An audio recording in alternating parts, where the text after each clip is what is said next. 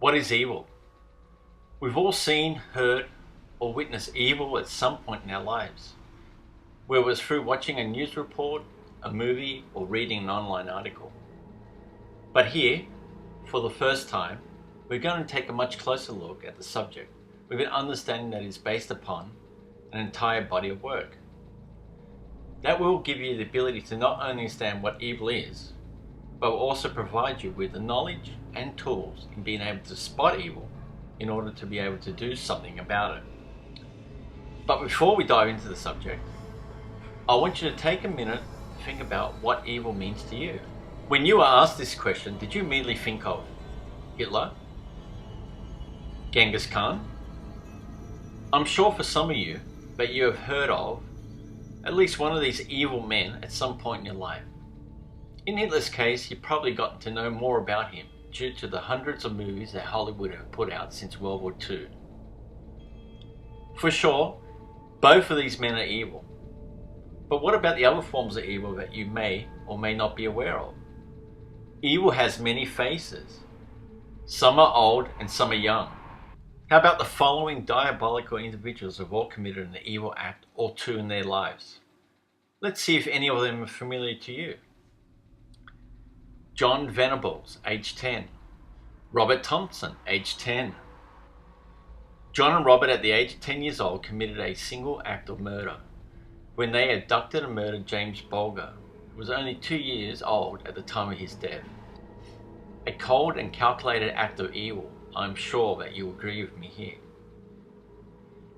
If you have never heard of these names and this is your first time to hear them, I bet that it makes you scratch your head. I'm not going to get into the why for now. But what I do want to do is to help you expand your concept of what evil is. That what we see or come to know as being evil can at times be hard to confront. I mean, what would you start to think if you were the mother, father, brother, or relative of any of these two murderers? How do you start to put their decimation of young James's life into any sort of context that truly makes sense of the blood that was shed that terrible day? Most people have such a low confront of evil. It's just about as low as the confront that most have on the truly insane.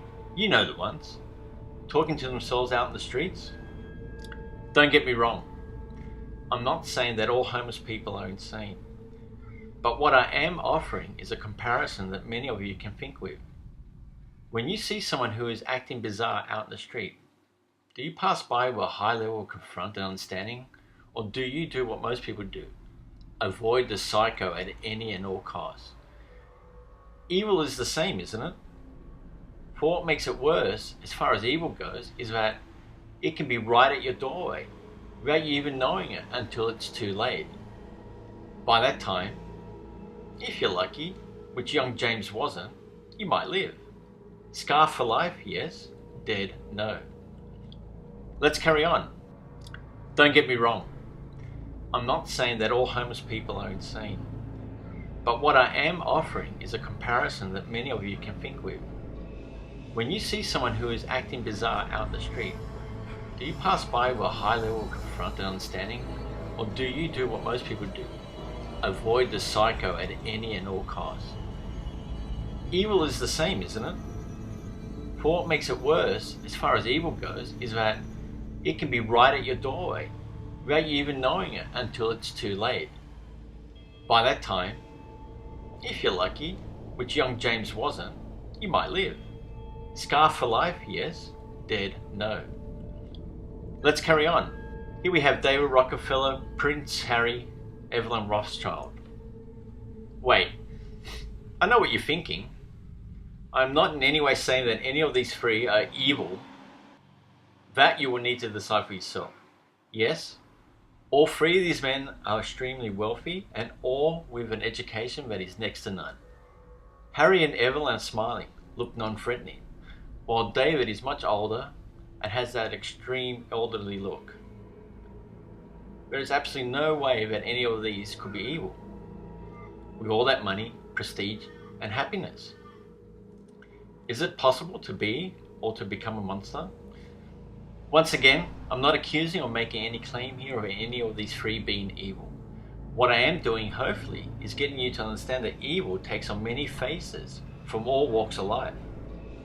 How about Emperor Nero? The supreme ruler of the Roman Empire from 54 AD to 68 AD. He was solely responsible for the persecution of Christians, whereby he had them crucified, poisoned, thrown to the lions, and generally killed. Educated and wealthy. His expression of evilness was not contained, but flourished under the banner and power of Rome, only stopping when he committed suicide. What about Emperor Hirohito? As the Emperor of Japan from 1929 to 1989, he was in charge of the military, which saw the deaths of millions, killing Chinese, Indonesians and Koreans. Yet, as Nero, we see a man of extreme wealth and education, publicly carrying out mass murder without blinking or stopping. In Hirohito's case, he died from cancer at an early age of 89. Both of these men were rich, beyond imagination for most of us. Both of these men were educated, and yet, both were also responsible for being very, very evil. I hear you say, there's a pattern repeating. These evil doers are men. That's it. Men are evil. Hang on. What about the Hungarian Countess, Bathory, responsible for the deaths of hundreds of girls and was reportedly drinking their blood as a means of staying young and beautiful? She died confined to her room. There are many more examples. I could go on here, but I think you get the point. That within these three examples, we see evil manifesting itself publicly, yes, but that it is possibly due to the fact that all three were at very high and powerful stations in life, therefore not necessarily needing to hold back their expression of evil, so they let it fly. Each of these would have also been served by those around them, whether as juniors, relatives, or other such officials. It's somewhat easy to see so far. But evil itself has no age limits, and neither does being wealthy or educated seem to have anything to do with evil showing up. It would appear that one is evil or not, that one is born that way or made that way somehow. The personalities evil that we have looked at here would also cover any such groups of people who have a history or an association to evil. The Oxford Dictionary defines evil as profound immorality and wickedness, especially when regarded as a supernatural force. Also, a manifestation of this, especially in people's actions. By looking at these definitions, one can conclude that any act which is immoral, which brings harm to another or to life, will fall under the classification of being evil. Let's take a look at a somewhat recent case of evil, who was famous in the UK and even knighted by the Queen of England, Jimmy Savile. For years, he was a TV and radio superstar and a friend of the rich and famous. He was pretty much ingrained in the nation's consciousness. Nobody tells me to do anything, baby. Oh, right. I tell them what's happening. He had friends in the very highest echelons of society. But since his death in 2011, the sinister truth about Jimmy Savile has been revealed. He was just sadistic in what he wanted to do and what he wanted other people to do. Jimmy Savile, once one of the nation's favorite stars, adored by millions of TV viewers, is now regarded as one of the country's most prolific sex offenders. His preying on young victims and just how he was allowed to carry on abusing children for decades are crimes that shook Britain.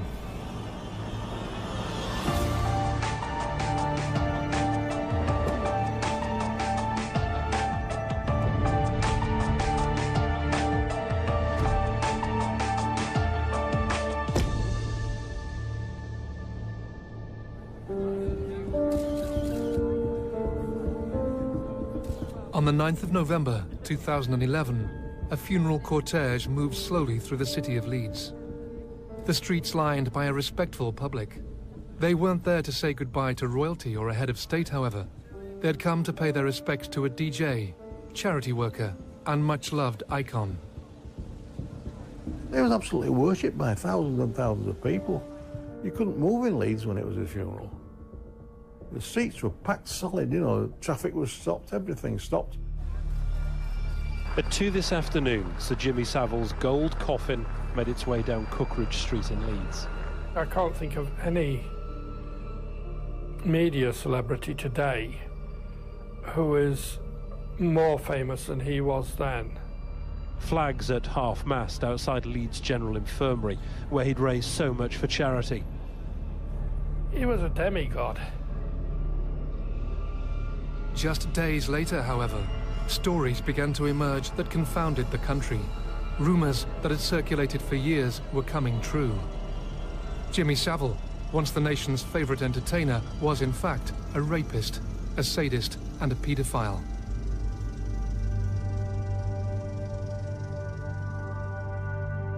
Jimmy Savile was born in Leeds on the 31st of October, 1926. As a young man, he worked as a coal miner before an injury forced him to change career. He became an entertainer and began running several nightclubs in the north of England. It wasn't long before his reputation preceded him. When Jimmy Savile first came to Leeds, no one knew him, and after a month, everybody in Leeds knew him or have heard of him because of the outlandish things that he used to do.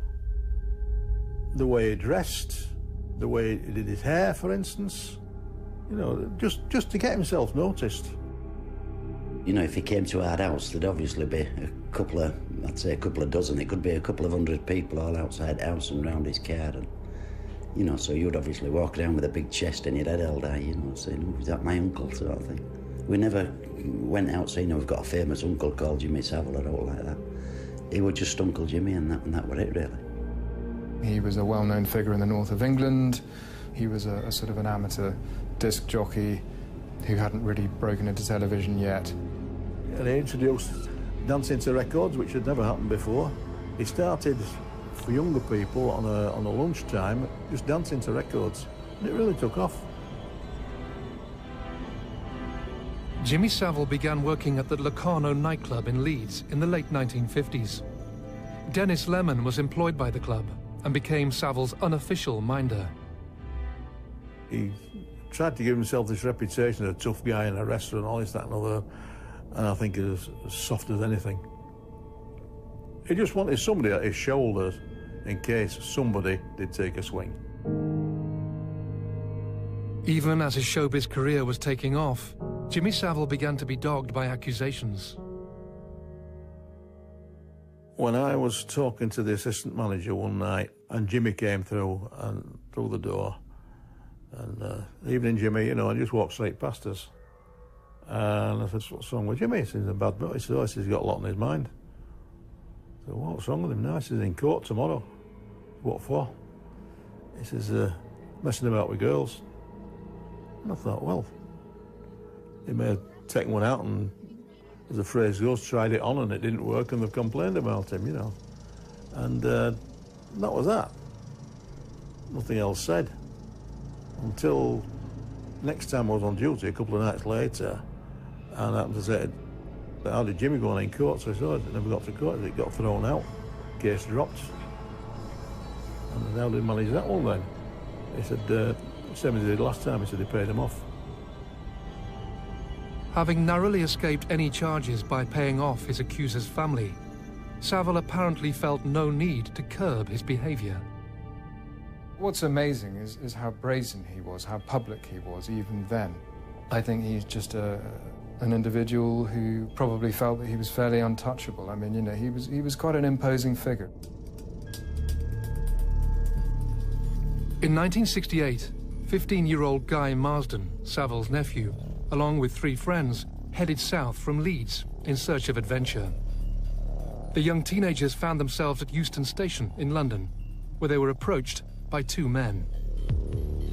I would have said about 30 years old, rock and roll, with leather jackets and long hair and that.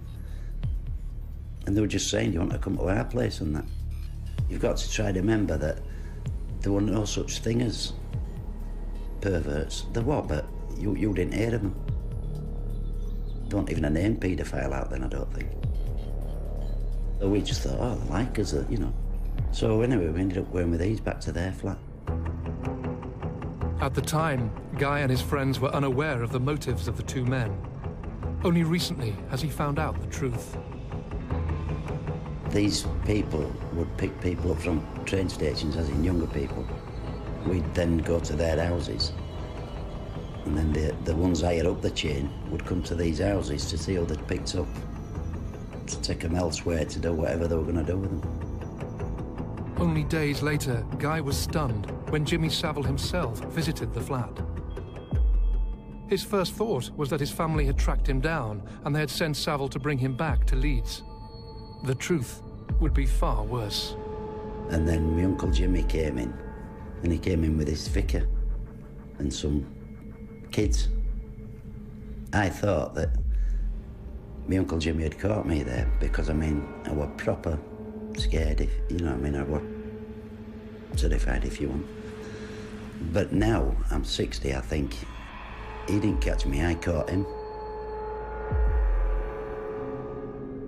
Only recently has Guy been made aware that Jimmy Savile, far from being a lone predator, seemingly played an active role in supplying children to a network of child abusers in London. Now I have no conception of paedophilia or child abuse at all, neither has any other three. So to us, our thoughts were, it's a party. You know, the people who live there, the man and lady who live there, are going to have a party. And it ended up where we were like huddled together, 4 of us, and then these little kids would come over to us. As a naive 15-year-old, Guy was never completely aware of the role he played. But it appears he and his friends were unwitting accomplices in the group's depraved activities. You'd have been talking from 6-year-old up to, I'd have said 10 at most. So they were young children. And every so often, one of them would go, 2 of them would go. Still never thought nothing whatsoever about it. These parties would last for days, with various men from all sections of society arriving and taking 1 or more young children into bedrooms and abusing them. I think most decent people find it incomprehensible that these sort of organisations, rings, whatever we want to call them, exist, but no less incomprehensible than why would anybody abuse a child. That the fact that people come together to do it seems, in a way, somewhat more scary, because very often we're talking about people from, well, certainly people from all walks of life, but including people from the upper echelons of society. To this day, Guy is still unclear as to exactly what role Savile played in the so-called parties. My Uncle Jimmy, you saw him, I mean, he didn't even speak to us and acknowledges it. Every now and again you might have got a nod. He just seemed to come in, flitter about, you know, whatever they were doing, bringing little ones in and stuff like that, and then he'd go. I've recently found out that I were going to get, well, the police and things have called it, groomed to do what the people down London were doing, i.e. getting the kids and probably grown, you know, older girls and older boys to go to these parties up here in Leeds and places like that. It's interesting that the professionals have a classification for psychopaths. One could agree with that list when looking at it or when studying a psychopath. 1. Glib or superficial charm. 2. Grandiose, exaggerately high sense of self-worth. 3. Need for stimulation. 4. Pathological lying. 5. Cunning and manipulative. 6. Lack of remorse or guilt. 7. Superficial emotional responsiveness. 8.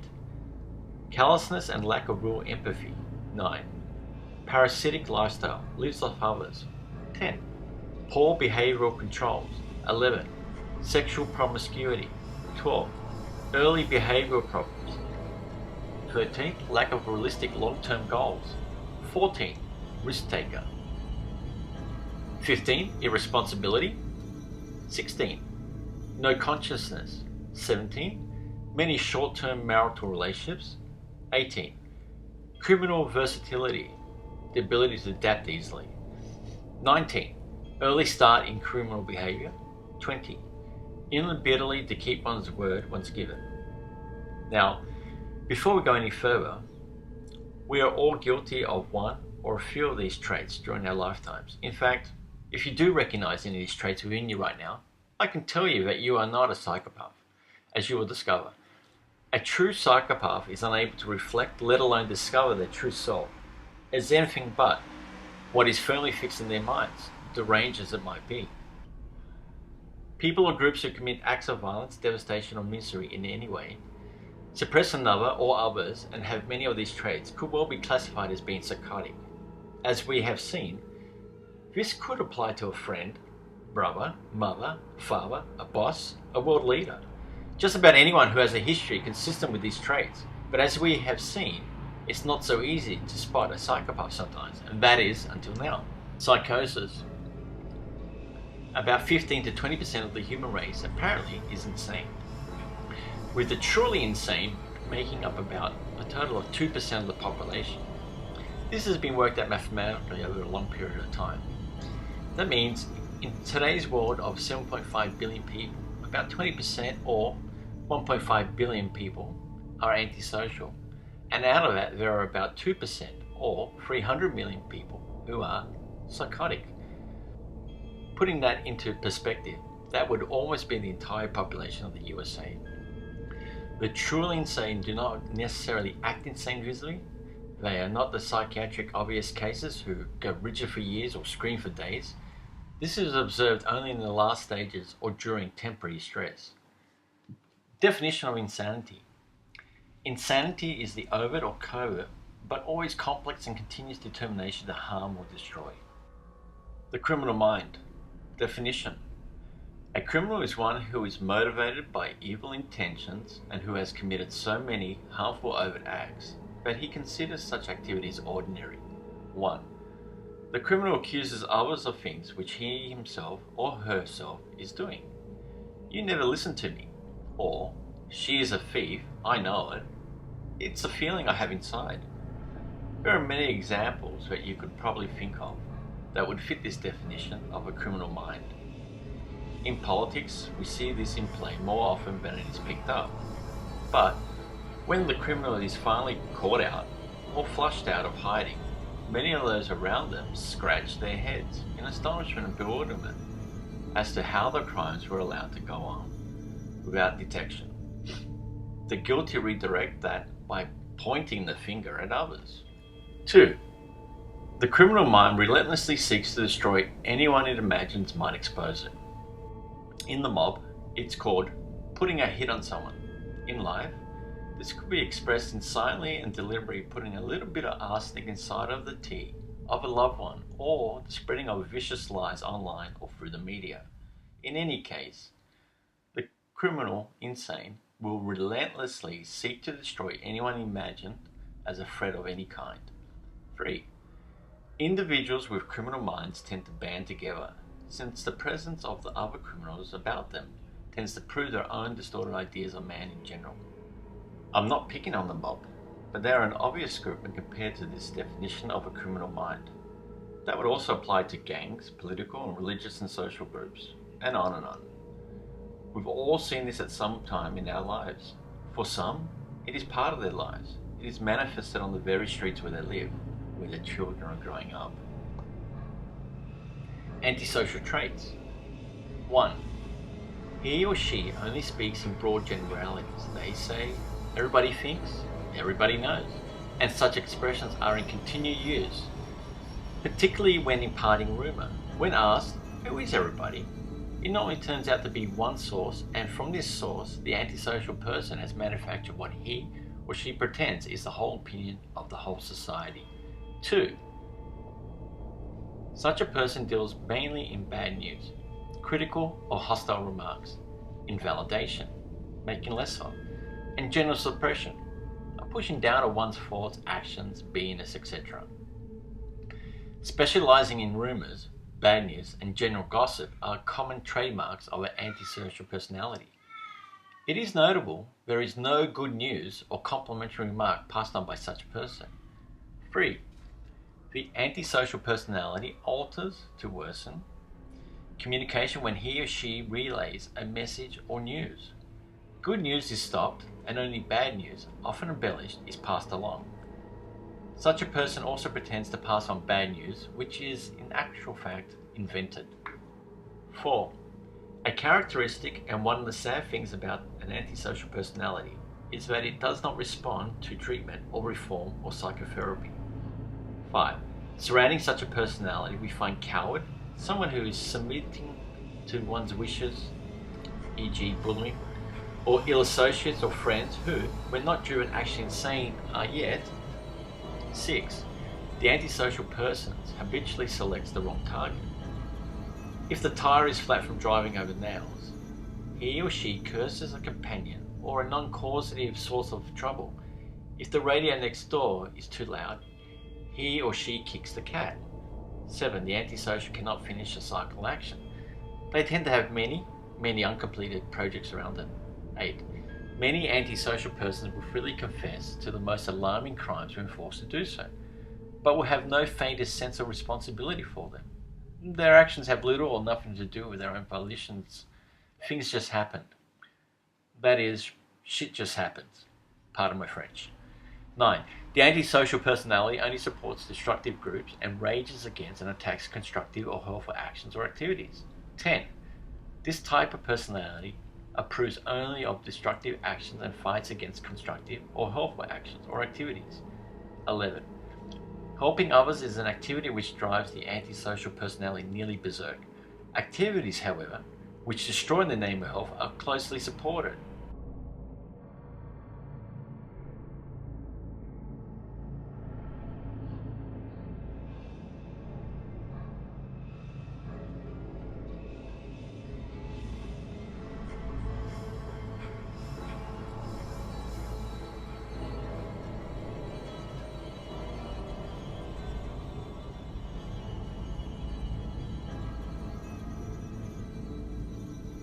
Behaving in a crippled manner in life, failing, not succeeding. Such people make trouble for others. When treated or educated, the near associate of the antisocial personality has no stability of gain, but promptly relapses or loses his or her advantages of knowledge, being under the suppressive influence of the other, the antisocial person. 12. The antisocial personality has a bad sense of property and considers that the idea that anyone owns anything is a pretense made up to fool people. Nothing is really ever owned.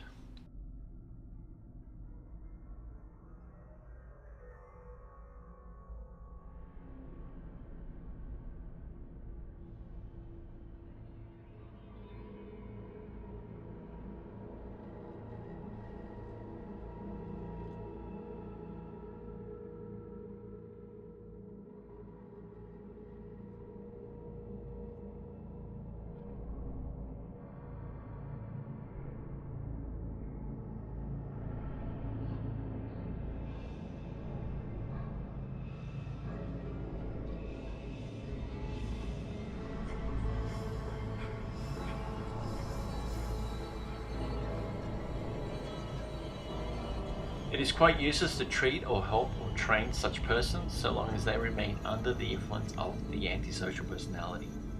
The largest number of the insane are insane because of such antisocial connections and do not recover easily for the same reason. Unjustly, we seldom see the antisocial personality actually in an institution. Only his friends and family are there.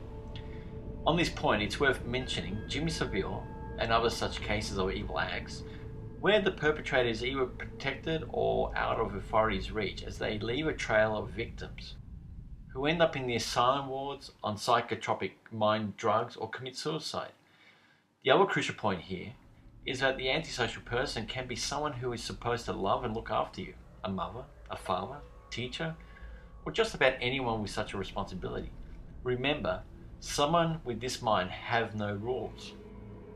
The basic reason the antisocial personality behaves as he or she does lies in a hidden terror of others. To such a person, every other being is an enemy to be covertly or overtly destroyed.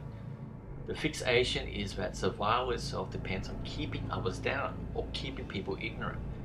If anyone were to promise or to make others stronger or brighter, the antisocial personality suffers the utmost agony or personal danger. They reason if they are in this much trouble with people around them weak or stupid, they would perish should anyone become strong or bright.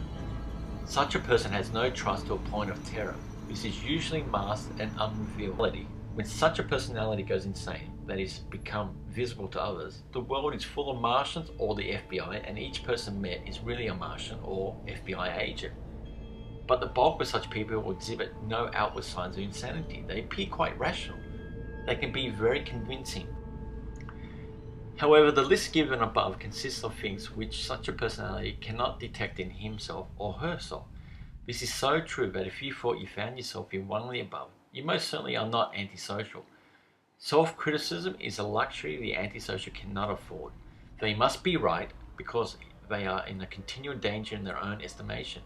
If you prove them wrong, you might even send him or her in a severe illness. Only the sane, well-balanced person tries to correct his conduct. Is there any relief possible? If you were to weed out of your past by proper search and discovery those antisocial persons you have known, and then if you disconnected, you might experience great relief. Similarly, if society were to recognize this personality type as a sick being, as they now isolate people with smallpox, both social and economic recoveries could occur. Things are not likely to get much better so long as 20% of the population is permitted to dominate and injure the lives and enterprise of the remaining 80%. Just think about that last statement for a while. Look back over your life and the world around you to see how life could be if this knowledge of the antisocial person was widely known and applied. What about wars, murder, violence? All these things could finally be understood. More importantly, these insane acts of evil could be removed from the world bit by bit. There it is, evil covered from its darkest forms to what it actually consists of. In later videos, we're going to explore the subject further, to a point of being able to not only truly understand this subject, but to have the tools and ability to do something about it. For now, I hope that you have gotten some insights, some answers to the age-old question of what is evil? Lastly, I need to acknowledge Mr. Hubbard for his teachings on the subject. As much of what we have discussed today have been sourced from various works by him. For those of you who are interested or want to explore the subject for yourself further, one can study it online for free, and here's a link to that site. The course is named The Cause of Suppression.